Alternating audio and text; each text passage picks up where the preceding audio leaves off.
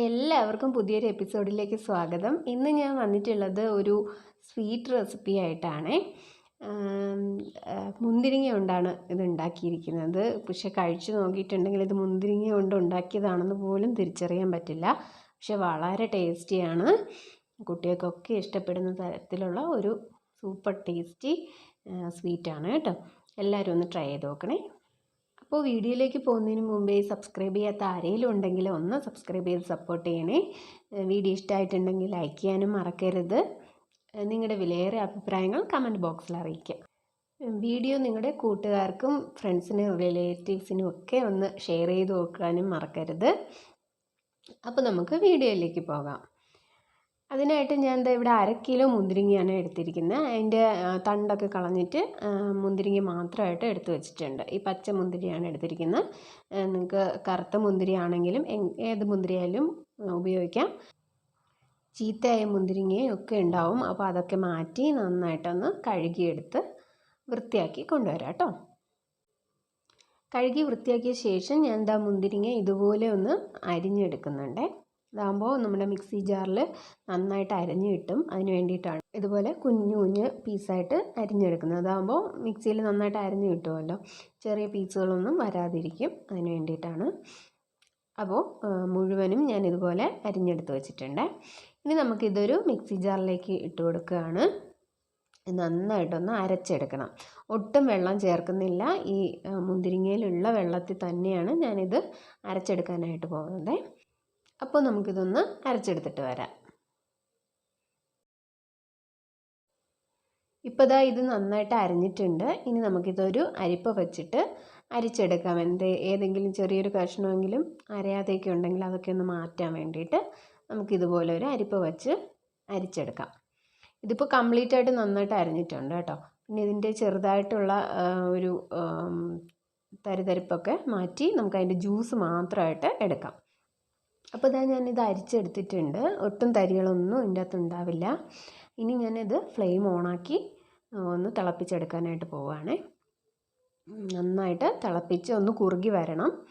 അതുവരേക്കും നമുക്ക് ഒന്ന് ഇതുപോലെ മിക്സ് ചെയ്ത് കൊടുക്കുക കേട്ടോ. ഇനി ഞാനിതിലേക്ക് കുറച്ച് പഞ്ചസാര ചേർക്കുകയാണ്. 1/2 കപ്പ് പഞ്ചസാര ചേർത്ത് കൊടുക്കാം. ഇതും കൂടി ചേർത്ത് നന്നായിട്ടൊന്ന് ഇളക്കി കൊടുക്കണം. നന്നായിട്ടൊന്ന് കുറുകി വരുന്നവരേക്കും നമുക്കിതൊന്ന് മിക്സ് ചെയ്ത് കൊടുക്കാം.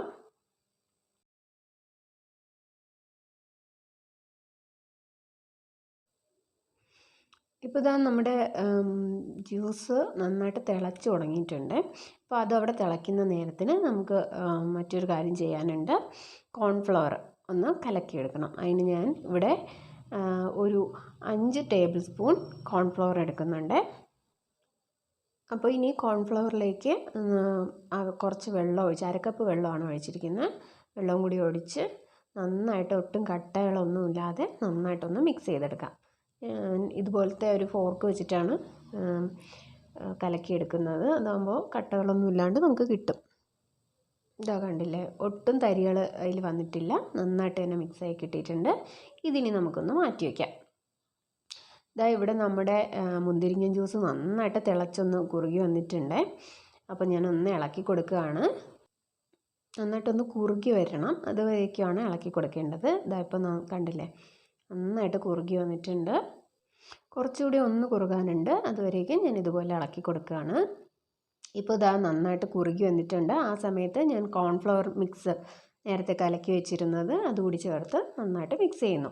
ഈ സമയത്ത് ഞാനൊന്ന് ഫ്ലെയിം കുറച്ച് വെച്ചിട്ടുണ്ട്. കാരണം കട്ട പിടിക്കാൻ സാധ്യതയുണ്ട് പെട്ടെന്ന്. അതുകൊണ്ട് ഫ്ലെയിം കുറച്ച് വെച്ച ശേഷം നന്നായിട്ടൊന്ന് മിക്സ് ചെയ്ത് കൊടുക്കാം.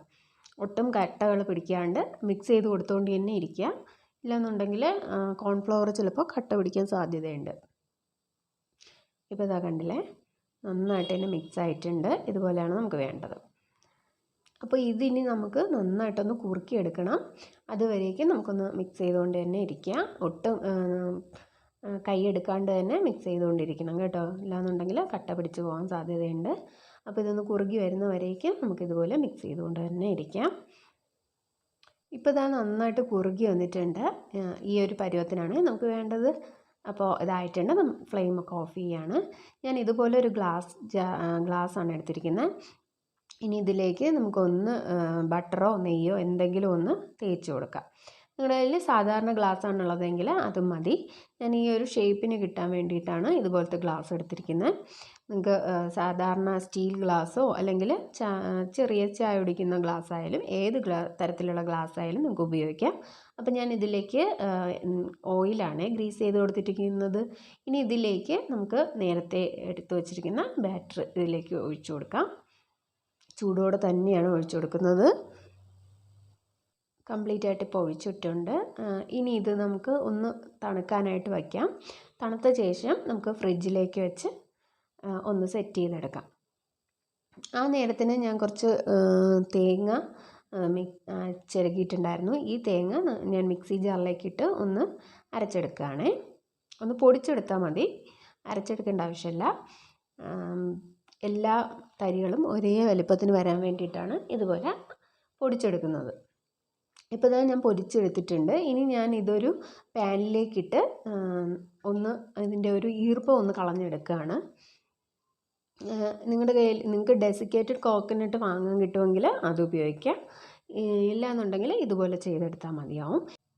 ഒരുപാട് മൂത്ത് പോകുമൊന്നും വേണ്ട. ജസ്റ്റ് അതിൻ്റെ ഒരു ഈർപ്പം ഒന്ന് മാറി എല്ലാ തരികളും ഇങ്ങനെ ഒരു സെപ്പറേറ്റ് വരുന്ന ഒരു പരുവാവും. ഇതുപോലെ അത്ര മാത്രം മതി. ഇപ്പോൾ ഇതായിട്ടുണ്ട്. ഞാൻ ഫ്ലെയിമൊക്കെ ഓഫ് ചെയ്ത് ഇതൊന്ന് തണുക്കാനായിട്ട് മാറ്റി വയ്ക്കുകയാണേ. അപ്പോൾ നമ്മുടെ സ്വീറ്റ് ഒന്ന് സെറ്റായി വരുന്ന സമയത്തുള്ളിൽ തന്നെ ഇതും ഒന്ന് തണുത്തൊക്കെ കിട്ടും. അത്രയും മതി. ഇത് ഫ്രിഡ്ജിൽ വെച്ച് തണുപ്പിക്കേണ്ട ആവശ്യമൊന്നുമില്ല. തണുപ്പിച്ച് വേണമെങ്കിലും ഉപയോഗിക്കാം. അപ്പോൾ നമ്മുടെ സ്വീറ്റ് ഇവിടെ റെഡി ആയിരിക്കുകയാണ്. ഞാൻ ഇതുപോലെ ഒരു സ്പൂണ് വെച്ചിട്ട് ഇതുപോലെ പയ്യെ ഒന്ന് ഡിമോൾഡ് ചെയ്തെടുക്കുന്നുണ്ട്. ചെറിയ ഗ്ലാസ് ആണെങ്കിൽ നമുക്ക് തിരിച്ച് വെച്ചിട്ടൊന്ന് തട്ടിയാൽ തന്നെ അത് ഇളകി വരും. ഇതിപ്പോൾ വലിയ ഗ്ലാസ് ആയതുകൊണ്ട് നമുക്ക് അങ്ങനെ നിർത്താൻ പറ്റില്ല. എങ്കിൽ ഇത് മുഴുവനായിട്ട് ഇങ്ങനെ പൊടിഞ്ഞൊക്കെ പോവും. അതുകൊണ്ടാണ് ഞാൻ ഇങ്ങനെ ചരിച്ച് ഇട്ടത് കേട്ടോ. ഇനി ഞാൻ ഇതുപോലെ ഒന്ന് കട്ട് ചെയ്തെടുക്കുന്നുണ്ട്. അപ്പോൾ നിങ്ങൾക്കിത് ഏത് ഷേപ്പിൽ വേണമെങ്കിലും സെറ്റ് ചെയ്തെടുക്കാം. സ്ക്വയറായിട്ടോ ഇതുപോലെ സർക്കിളായിട്ടോ എങ്ങനെ വേണമെങ്കിലും നിങ്ങളുടെ കയ്യിലുള്ള പാത്രത്തിൽ വെച്ചിട്ട് സെറ്റ് ചെയ്തെടുക്കാവുന്നേ ഉള്ളൂ. ഇപ്പോൾ തന്നെ ഞാൻ മുഴുവനായിട്ട് അരിഞ്ഞെടുത്തിട്ടുണ്ട്. ഇനി നമ്മൾ നേരത്തെ എടുത്തു വച്ചിരുന്ന തേങ്ങ ഇതിലേക്ക് ഇട്ടൊന്ന് കോട്ട് ചെയ്തെടുക്കാം നമുക്കിത്. ഇതുകൂടി ചെയ്യുമ്പോൾ ഇതിന് നല്ല ഫ്ലേവറാണ് കേട്ടോ. ഇനിയിപ്പോൾ തേങ്ങ ചേർത്തില്ല എന്ന് എഴുതി ഇതുപോലെ ചെയ്തില്ല എന്ന് എഴുതി കുഴപ്പമില്ല. പഞ്ചസാരയിൽ ഒന്ന് മുക്കി ഇതുപോലെ എടുത്താലും മതിയാവും. ഇല്ലെങ്കിൽ അല്ലാതെ തന്നെ ഉപയോഗിക്കാം, ഒരു കുഴപ്പമില്ല. എന്നാലും നല്ല ടേസ്റ്റി ആയിട്ടുള്ള ഒരു റെസിപ്പിയാണിത്.